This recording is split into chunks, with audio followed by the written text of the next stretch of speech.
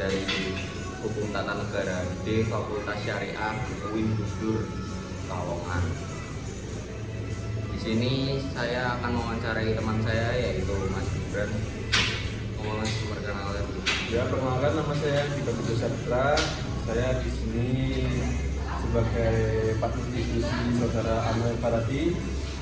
Latar belakang saya mahasiswa di suatu perguruan tinggi swasta.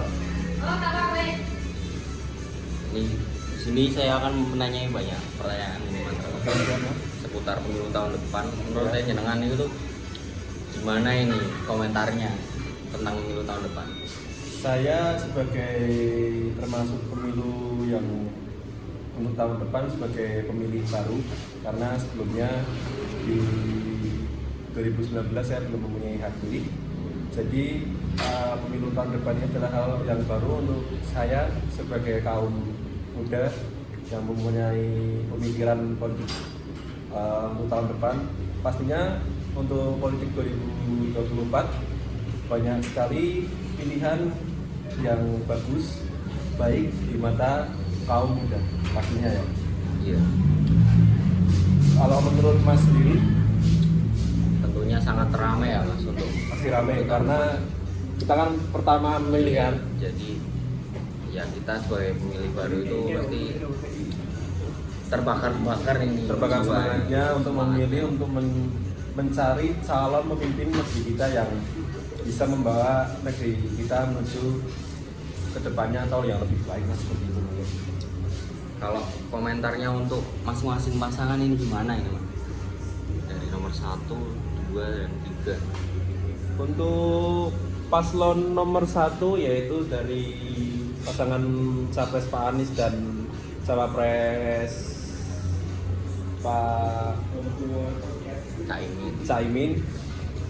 Menurut saya banyak gagasan yang dibawa oleh Pak Anies maupun dari wakilnya yaitu Caimin. Banyak juga kata-kata yang manis dari Pak Anies juga, Manis pastinya. Mungkin sebelumnya karena Pak Anies background sebelumnya yaitu seorang gubernur DKI Jakarta, pasti banyak gagasan yang akan dibawa menuju capres dan cawapres tahun depan yaitu pemilu 2024 pastinya ya. Dengan background Akademik dosen sebagai background orang yang berintelektual pastinya kan. Tapi saya harap apa yang diucapkan capres cawapres nomor 1 ini bisa dibawa dan bisa realisasinya nanti jika terpilih, harapan saya. Kalau untuk nomor 2-nya gimana?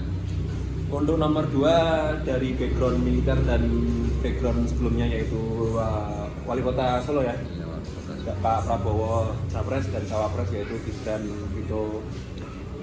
Gibran Rakabuming Raka.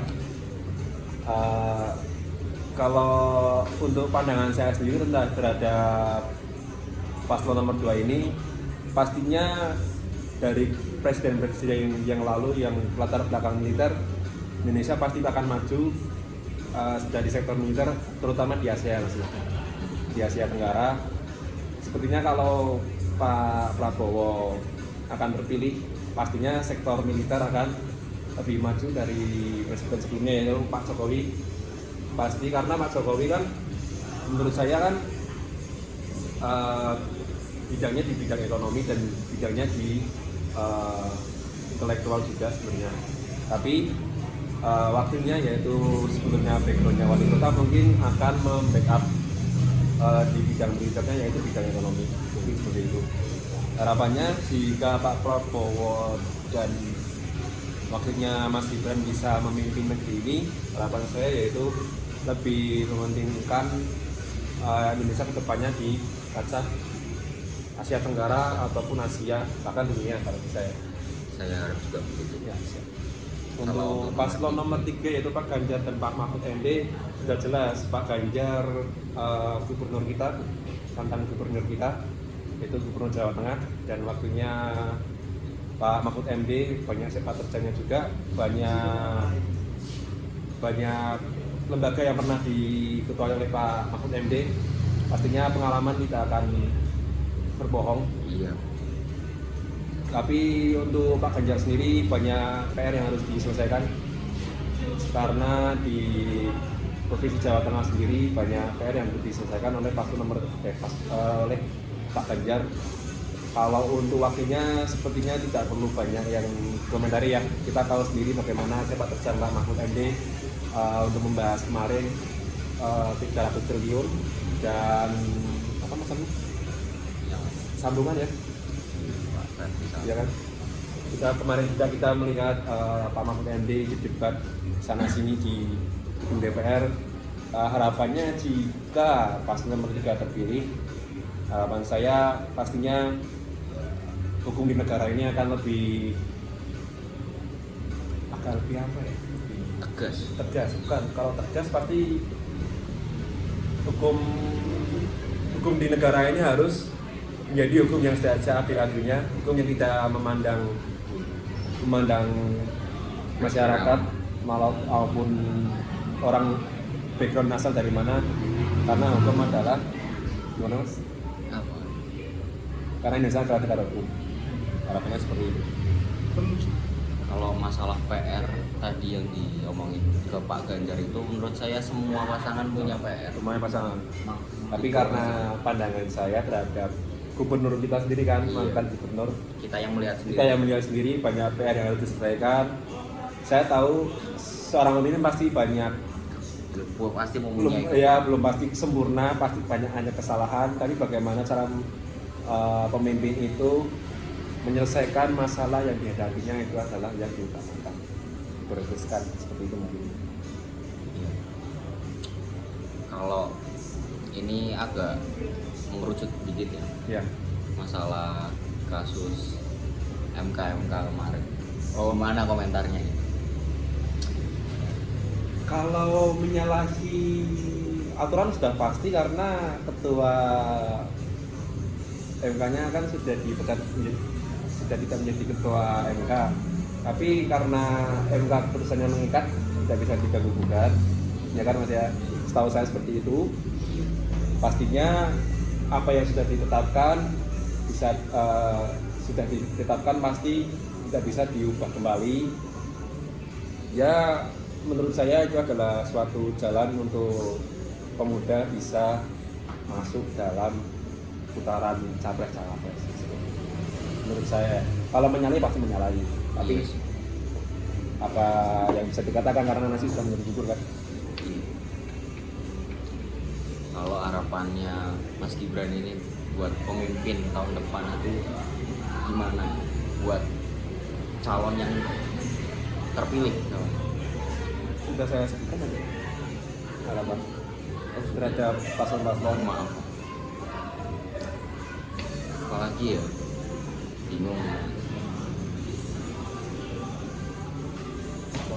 Kalau komentarnya buat anak muda yang maju, jenengan itu setuju nggak?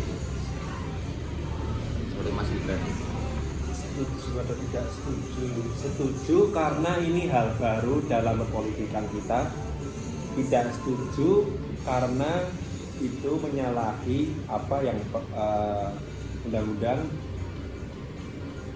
gagas sebelumnya. Maksudnya kan Mas Gibran maju kan karena undang-undang itu dirubah, direvisi.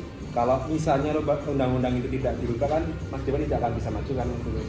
Kalau setujunya karena kita kan sebagai orang kaum muda juga kan, kaum yang ingin berpendapat, kaum yang ingin aspirasinya didengarkan, apa yang kita kerjakan ini dijalankan kan sepertinya. Sebenarnya segitu sih menurut saya, karena saya juga kalau tentang ditanya bagaimana menurut saya tentang pemuda yang maju, untuk saya hanya mengetahui seperti itu. Tapi kalau pemuda bisa menjalani apa yang harus dilakukan, kenapa enggak? Kenapa enggak? Bahkan bisa lebih gercep lagi. Bahkan bisa lebih baik. Karena pastinya yang muda lebih bersemangat. Menurut saya, pastinya yang semangat balas Twitter. Pasti. Siap salah Pak. Siap salah Pak. Masnya follow Mas Gibran juga? Iya, tapi Mas Gibran cuma fallback Mas. Oh iya. Ibas gimana itu Mas? Ngel.